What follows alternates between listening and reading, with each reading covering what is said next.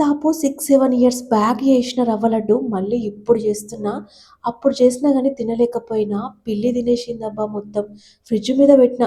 మంచి నెయ్యి వాసన, పాలతో కలిపి చేసిన రవ్వ లడ్డు. ఇగ ఆ వాసన పట్టుకొనొచ్చింది. మొత్తం తినేసిందబ్బా. ఇక్కడ రవ్వ లడ్డు చక్కెరతో పాకం పట్టకుండా, పాలు పోయకుండా, నెల రోజులైనా పాడవకుండా నిల్వ ఉండేలా రవ్వ లడ్డు ఎలా చేయాలి, ఏంటి అనే ప్రాసెస్ అయితే చూపిస్తాను పదండి. ఇప్పుడు రవ్వ లడ్డుకు ఏమేమి అవసరం పడతాయి చూద్దామా? బొంబాయి రవ్వ కావాలి, అండ్ చక్కెర, కాజు, బాదం పొడుగ్గా కట్ చేసుకొని పెట్టుకున్నాను. యాలకులు వచ్చేసి ఒక 7, 8 అండ్ నెయ్యి. ఇంతే అండి.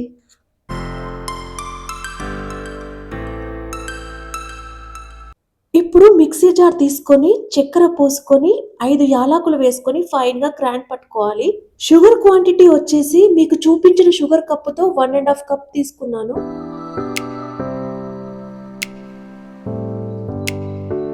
ఇప్పుడు స్టవ్ ఆన్ చేసుకొని ప్యాన్ పెట్టుకొని 2 స్పూన్ల నెయ్యి వేసుకొని డ్రై ఫ్రూట్స్‌ని ఫైన్‌గా వేయించుకొని పక్కకు తీసుకోవాలి.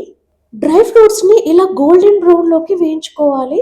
తర్వాత అదే ప్యాన్‌లోకి 3 స్పూన్ల నెయ్యి వేసుకొని, నెయ్యి కరగగానే 2 కప్పుల బొంబాయి రవ్వ వేసుకొని ఫైన్‌గా కలుపుకోవాలి.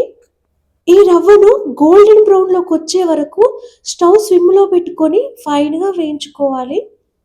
ఇక్కడ మనం తీసుకున్న బొంబాయి రవ్వ క్వాంటిటీ విషయానికొస్తే, ఒక కప్పు 250 గ్రామ్స్ ఉంటుంది. 2 కప్పుల బొంబాయి రవ్వ తీసుకున్నాము. అంటే 500 గ్రామ్స్ బొంబాయి రవ్వ తీసుకుంటే, అందులోకి 1 ½ కప్ షుగర్ తీసుకున్నాము. 1 ½ కప్ అంటే 275 గ్రామ్స్ వస్తది. ఇదండి కొలత. ఇక్కడ వీడియోలో చూపిస్తున్న విధంగా స్టవ్‌ని సిమ్‌లో పెట్టుకొని ఇలా కలుపుతూనే ఉండాలి. ఇలా రవ్వను కదపడం వల్ల రవ్వ అంతా ఒకే లెవెల్‌లో మంచిగా వేగుతుంది. ఇలా వేగుతున్నప్పుడు మధ్య మధ్యలో 2 స్పూన్ల నెయ్యి వేసుకొని మంచిగా వేయించుకోవాలి. ఇప్పుడు ఒక హాఫ్ కప్పు కొబ్బరి పొడిని కూడా యాడ్ చేసుకొని దాన్ని కూడా ఈ రవ్వతో పాటు ఫైన్‌గా వేయించుకోవాలి. కొబ్బరి పొడి వేసుకోవడం వల్ల రవ్వ లడ్డు ఇంకా స్మూత్‌గా వస్తుందంటారు. కానీ నాకైతే ఇష్టం లేదు కాబట్టి నేనైతే స్కిప్ చేశాను. మీకు ఇష్టమైతే వేసేసుకోండి. ఇప్పుడు వీడియోలో చెప్పిన విధంగా 1 ½ కప్ చక్కెర వేసుకొని ఫైన్‌గా కలుపుకొని ఇక స్టవ్ అయితే ఆఫ్ చేసేసుకున్నాను. ఇప్పుడు ఈ రవ్వ మిశ్రమాన్ని మరో బౌల్‌లోకి అయితే వేసేస్తున్నాను. రవ్వ మంచి గోల్డెన్ బ్రౌన్‌లోకి అయితే వచ్చేసింది. ఇంతకన్నా ఎక్కువ వేగినా టేస్ట్ అస్సలు బాగోదు. ఇలా మీడియం గోల్డెన్ బ్రౌన్‌లో వేయించుకుంటే టేస్టీ రవ్వ లడ్డు అయితే రెడీ అయిపోతది. రవ్వని మరో బౌల్‌లోకి తీసుకొని కాస్త చల్లారనిచ్చాము. ఇప్పుడు మనం లడ్డు చేసి చూద్దాం వస్తుందేమో.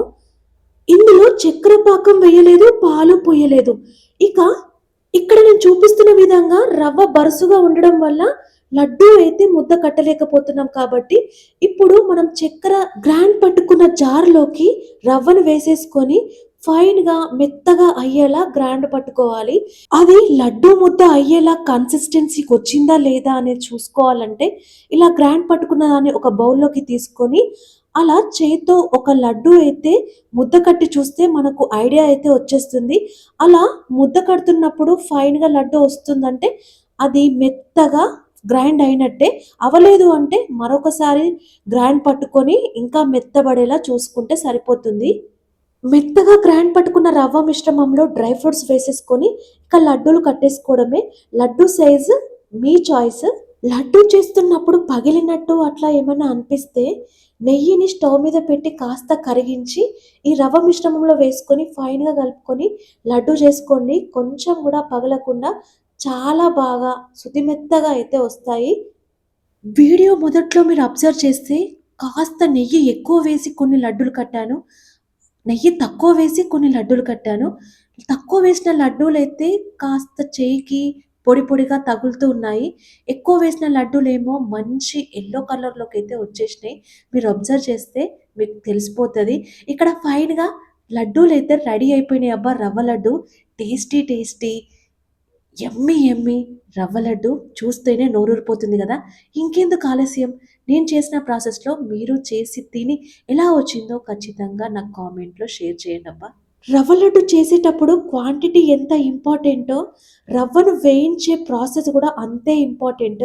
రవ్వ ఎంత మంచిగా వేగితే అంత టేస్టీ రవ్వ లడ్డు అయితే రెడీ అయిపోతదబ్బా!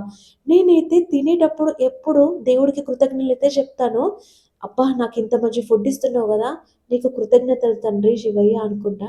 సో, ఈ లడ్డు చూసి అట్లా యమ్మీ సువాసనకి అసలు దేవుడిని మొక్కడం మర్చిపోయినా. సడెన్‌గా గుర్తొచ్చింది. అట్లా దేవుడిని థాంక్స్ చెప్పేసి ఇట్లా యమ్మీ రవ్వ లడ్డయితే టేస్ట్ చేసిన. టేస్ట్ మాత్రం అదిరిపోయింది. మీరు చూసి అలా వెళ్ళిపోకుండా ఒక లైక్ అయితే ఎయండబ్బా! నాకు సపోర్ట్ చేయండి. Thanks for watching. బాయ్.